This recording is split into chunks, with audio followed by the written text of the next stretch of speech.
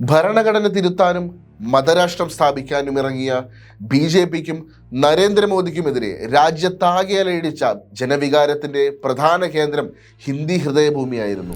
അതിന് ഊർജമായതാകട്ടെ ഒരു കൂട്ടം സമാന്തര മാധ്യമങ്ങളും. ഹിന്ദി ഹൃദയഭൂമിയിൽ BJPക്കെതിരെ ജനവികാരം വളർത്തിയതിൽ നിർണായക പങ്കുവഹിച്ചത് സമാന്തര മാധ്യമങ്ങളാണ്.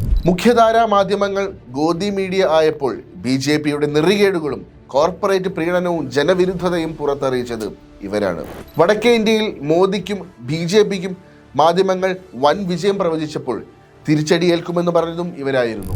കള്ളക്കേസിൽ കുടുക്കി ജയിലിൽ അടച്ചിട്ടും പോരാടിയ ന്യൂസ് ക്ലിക്ക് എന്ന ഓൺലൈൻ മാധ്യമത്തിന്റെ എഡിറ്റർ പ്രബീർ പുർക്കായസ്ഥ, യൂട്യൂബർമാരായ ധ്രുവ് റാഡി, രവീഷ് കുമാർ, ആൾട്ട് മീഡിയയുടെ മുഹമ്മദ് സുബൈർ, നട്ടെല്ല് വളയ്ക്കാത്തവർ ഇനിയുമുണ്ട്.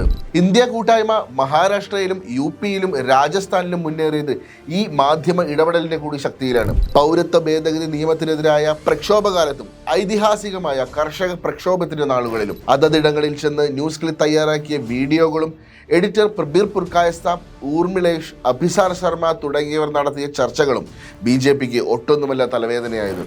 ഹിന്ദി മേഖലയിൽ കോടിക്കണക്കിന് ആളുകളിലേക്ക് ഈ വീഡിയോകൾ പ്രചരിച്ചു. പലയിടത്തും പൊതുസ്ഥലങ്ങളിൽ അവ പ്രദർശിപ്പിക്കുകയും ചെയ്തു. ഇതിന് പ്രതികാരമെന്നോണമാണ് ന്യൂസ് ക്ലിക്ക് ഓഫീസുകളിൽ റെയ്ഡ് ചെയ്ത് എഡിറ്റർ അടക്കമുള്ളവരുടെ ലാപ്ടോപ്പും മൊബൈലും പിടിച്ചെടുത്തത്. നിയമവിരുദ്ധമായി വിദേശ ഫണ്ട് കൈപ്പറ്റി എന്ന വ്യാജ ആരോപണം ഉന്നയിച്ച് ഒടുവിൽ പ്രബീറിനെ ജയിലിലടച്ചു. തെരഞ്ഞെടുപ്പ് പ്രചാരണത്തിന്റെ മൂർധന്യത്തിൽ മെയ് 15-നാണ് അറസ്റ്റ് നിയമവിരുദ്ധമെന്ന് കണ്ടെത്തി പ്രബീറിനെ മോചിപ്പിക്കാൻ സുപ്രീം കോടതി ഉത്തരവിട്ടത്.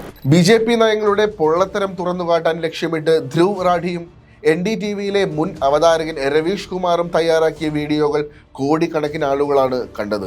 എക്സിറ്റ് പോളിൽ BJPക്ക് 400 സീറ്റിലധികം പ്രവചിച്ച സർവേകളുടെ അർത്ഥശൂന്യതയും അശാസ്ത്രീയതയും പുറത്തു കൊണ്ടുവരുവാനും ഇവർക്ക് സാധിച്ചു. മോദിയെ രക്ഷകനും വികസന നായകനുമായി അവതരിപ്പിച്ച് പ്രധാനമന്ത്രി പദത്തിൽ വരെ എത്തിക്കുന്നതിൽ വിജയിച്ച BJPയുടെ സൈബർ സേനയോട് ഹിന്ദി മേഖലയിൽ മുഖാമുഖം ഏറ്റുമുട്ടാൻ ഇവർക്ക് സാധിച്ചു.